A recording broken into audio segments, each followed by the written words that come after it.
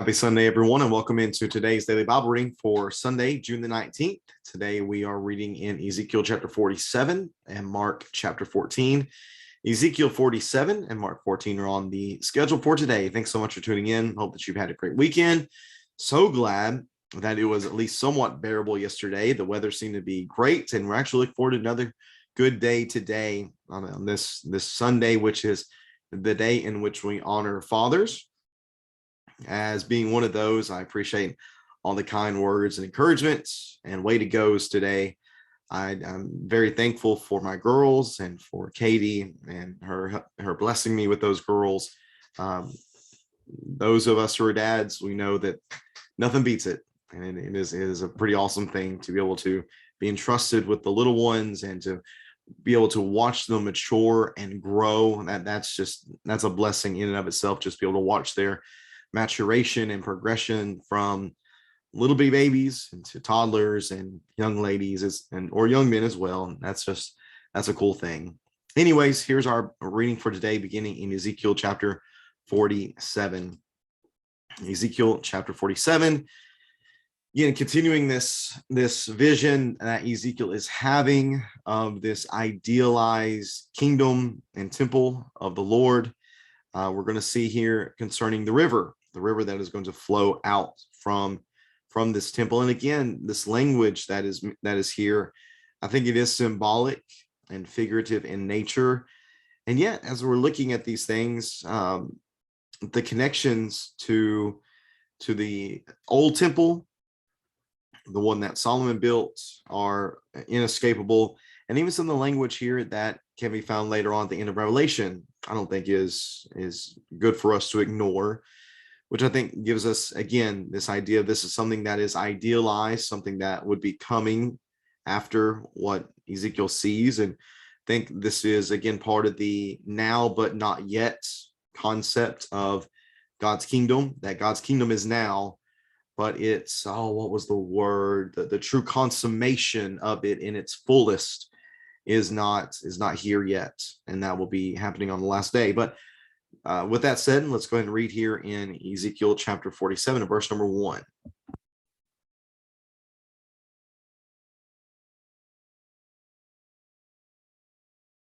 Ezekiel chapter 47 and verse number 1. Then he brought me back to the entrance of the temple, and there was water flowing from under the threshold of the temple toward the east, for the temple faced east. The water was coming down from under the south side of the threshold of the temple, south of the altar. Next, he brought me out by the way of the north gate and led me from outside to the outer gate that faced east. There the water was trickling from the south side. As the man went out east with a measuring line in his hand, he measured off a third of a mile and led me through the water. I came up to my ankles. Then he measured off a third of a mile and led me through the water. It came up to my knees. He measured off another third of a mile and led me through the water. It came up to my waist. Again, he measured off a third of a mile, and it was a river that I could not cross on foot, for the water had risen. It was deep enough to swim in, a river that could not be crossed on foot. He asked me, "Do you see this, son of man?" Then he led me back to the bank of the river. When I had returned, I saw a very large number of trees along both sides of the riverbank. He said to me, "This water flows out of the eastern region and goes down to the Arabah. When it enters the sea of foul water, the water of the sea becomes fresh. Every kind of living creature that forms will live whenever the river flows. There will be a huge number of fish because the water goes there.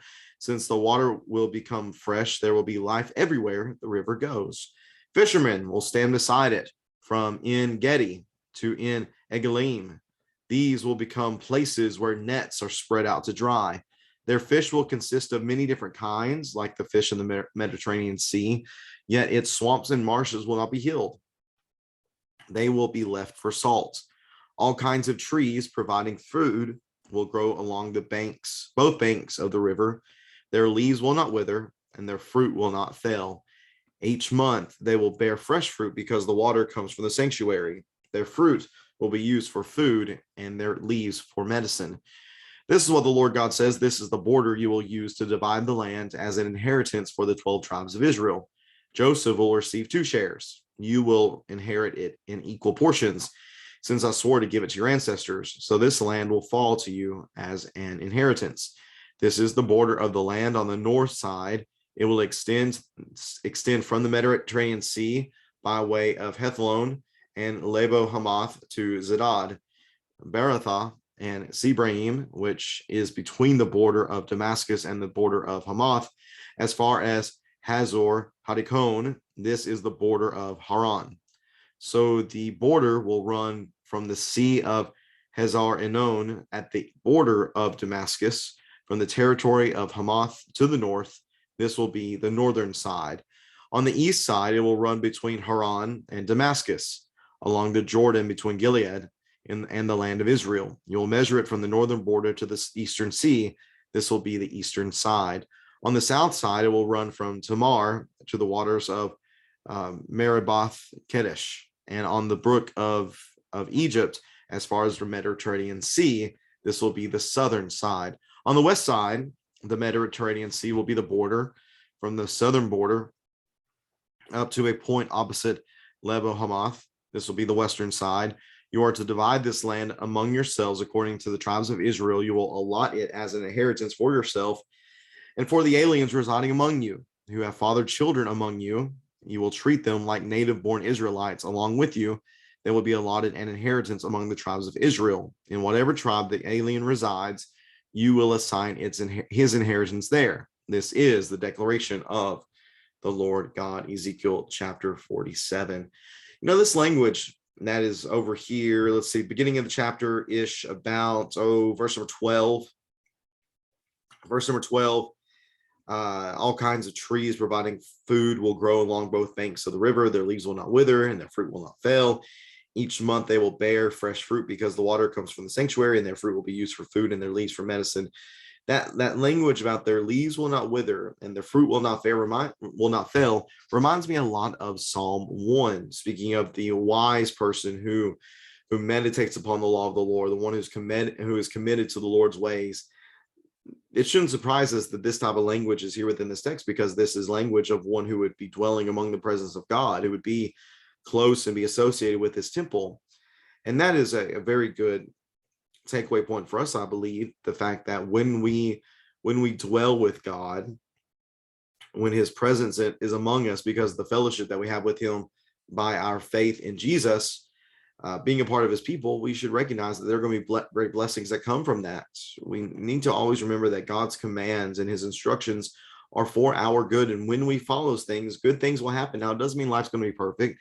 Doesn't mean life's going to be great. We're still going to have troubles and trials. We're going to have sorrows and difficulties that we're going to face, that we're going to have to deal with. But the reality is, the life that is lived based upon the wisdom of God is simply a better life than the life that others live. Sure, it might not cause us to be the wealthiest person in the world as far as material means go, but the spiritual blessings, the spiritual wealth that we will accrue and be able to possess and be blessed by, well, that certainly is something that those of the world just cannot comprehend. So let's be like these people. Let's be like those kinds of trees that are providing fruit for the Lord, food for the Lord, that their leaves that will not wither, their fruit will not fail. May that be us. And may we be able to experience this by trusting in the Lord and following his instruction and his wisdom and his guidance in every way. Ezekiel chapter 47. All righty, now we're going to be reading today a long text in Mark 14, which gives us details concerning the plot to kill Jesus, the last straw as far as the Jewish leadership goes. This is it for them. They're done with it. And we're going to see here after this woman anoints Jesus with oil, that it's at this time that Judas is going to go to the leaders, and he's going to put in motion the plans to betray Jesus and have him killed. So let's read that here together here in Mark chapter 14. Mark 14 and verse number 1. It was 2 days before the Passover and the festival of unleavened bread. The chief priests and scribes were looking for a cunning way to arrest Jesus and kill him. Not during the festival, they said, so that there won't be a riot among the people. While he was in Bethany at the house of Simon the leper, As he was reclining at the table, a woman came with an alabaster jar of very expensive perfume and of pure nard. She broke the jar and poured it on his head.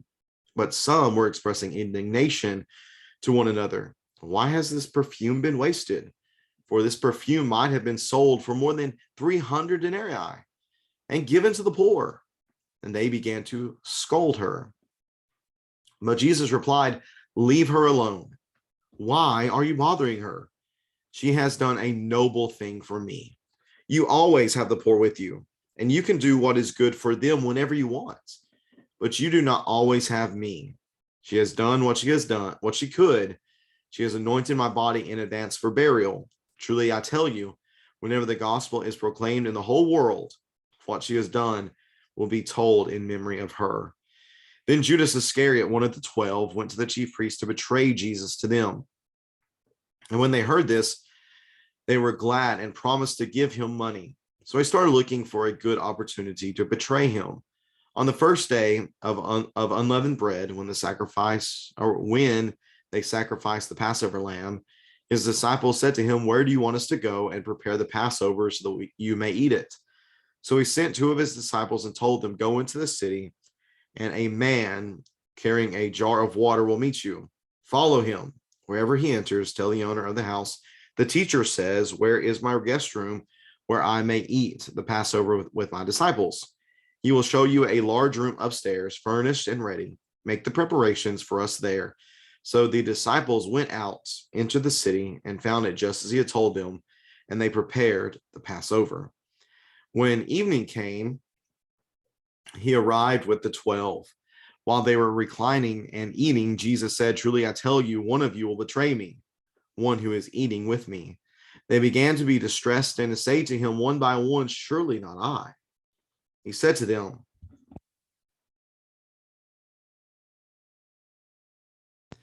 verse 20, he said to them, "It is one of the 12, the one who is dipping bread in the bowl with me.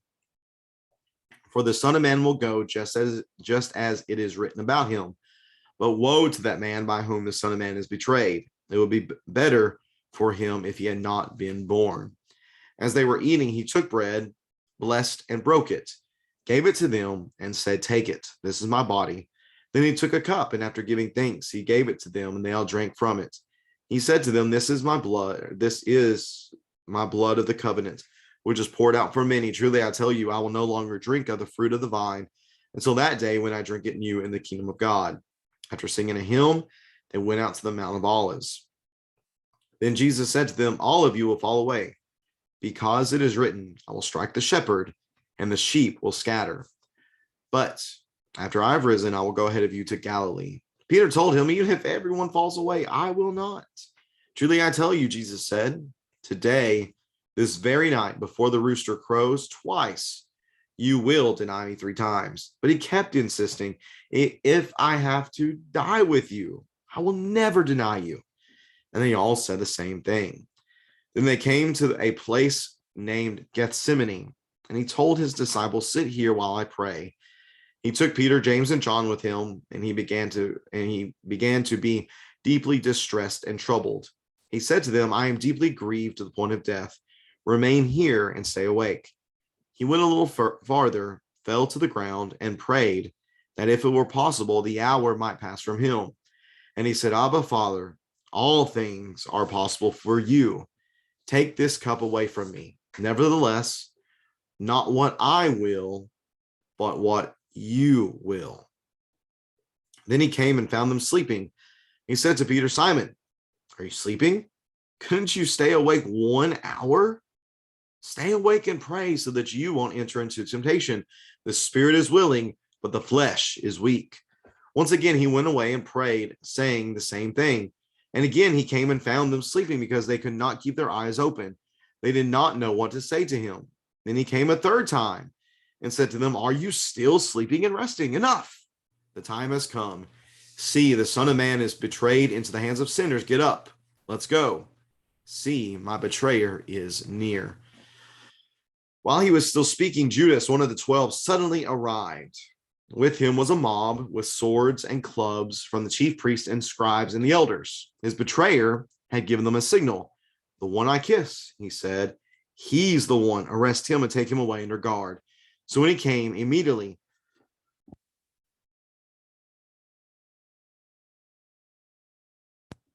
So when he came immediately, this is verse 45, he went up to Jesus and said, Rabbi, and kissed him. They took hold of Jesus and arrested him. One of those who stood by drew his sword, struck the high priest's servant, and cut off his ear.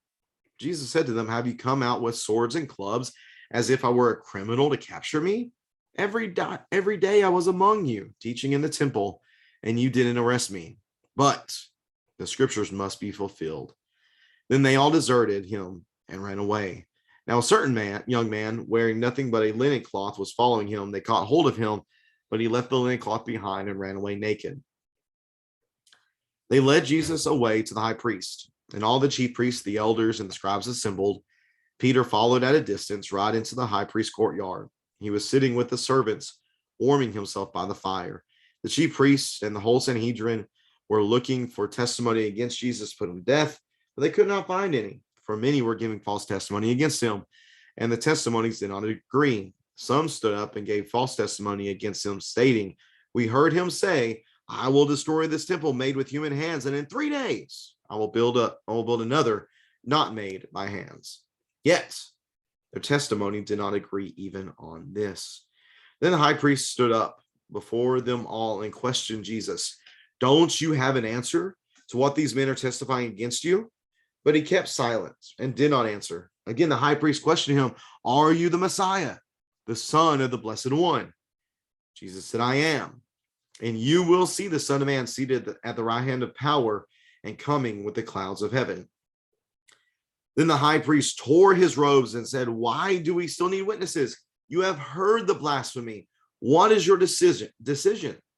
They all condemned him as deserving death. Then some began to spit on him, to blindfold him, and to beat him, saying, prophesy. The temple servants also took him and slapped him. While Peter was in the courtyard below, one of the high priest's maidservants came. When she saw Peter warming himself, she looked at him and said, you also were with Jesus, the man from Nazareth. But he denied it. I don't know or understand what you're talking about. Then he went out to the entryway, and a rooster crowed. When the maidservant saw him again, she began to tell those standing nearby, this man is one of them. But again, he denied it. And after a little while, those standing there said to Peter again, you are certainly one of them, since you're also a Galilean. But he started to curse and swear, I don't know this man you're talking about. And immediately a rooster crowed a second time. And Peter remembered when Jesus had spoken the word to him, before the rooster crows twice, you will deny me 3 times. He broke down and wept. Matthew chapter 14. Again, a lot to be said in the 72 verses that we have here, but I want to focus on the very first new character, we'll say, not an everyday character within the text, and that is this woman who is not named, yet she is said to have brought this jar of very expensive perfume, and she puts it on Jesus, and people complain about him, complain to him about her. But notice what he says. Verse 8, she has done what she could. She's done what she could.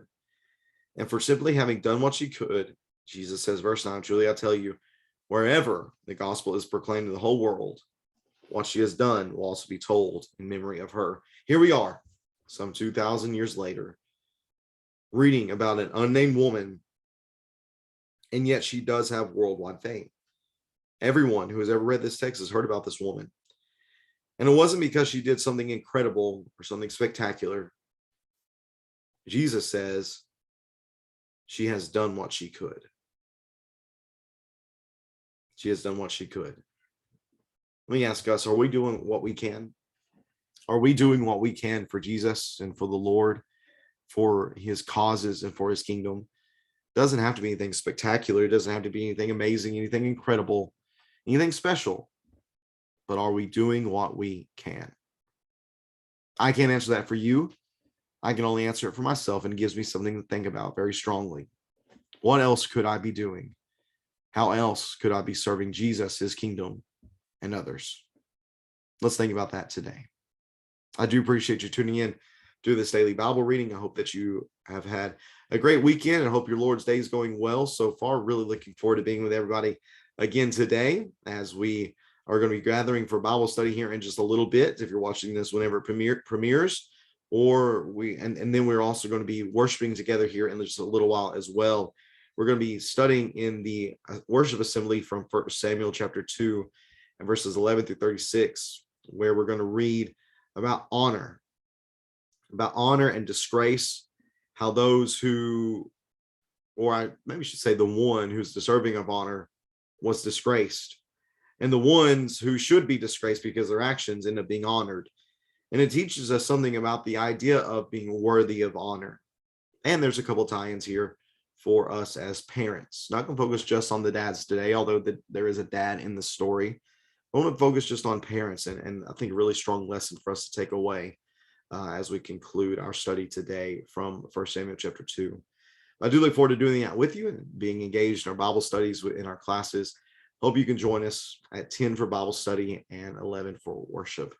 Have a great rest of your Lord's Day. Again, way to go, dads. Way to do the good work that's before us. And I pray God will bless us as we strive to raise up our children in his training and in his teaching. May he bless us as we do that for him. Thanks so much for tuning in again. Have a great rest of your day. God bless.